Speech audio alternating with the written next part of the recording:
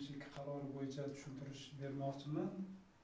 PQ 62 bu nima degani? Yoshlarga aloqa bank tomonidan ajratilayotgan kreditlar to'g'risidagi qaror. Bunda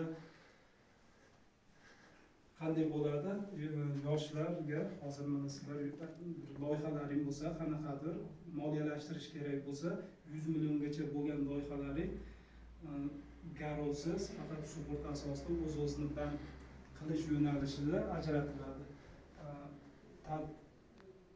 Yuridik shaklda olmoqchi bo'lsalaring, ko'proq summa kerak bo'lsa, yuridik shaklda 5 milliardgacha 7 yilga 2 yil imtiyozli davri bilan garov asosida ajratiladi. Agar maqsadli, istiqbolli loyihalaring bo'lsa, shuni aloqa bank tomonidan kreditlash tizimi yo'lga qo'yilgan Prezidentimizda 62-qarori asosida.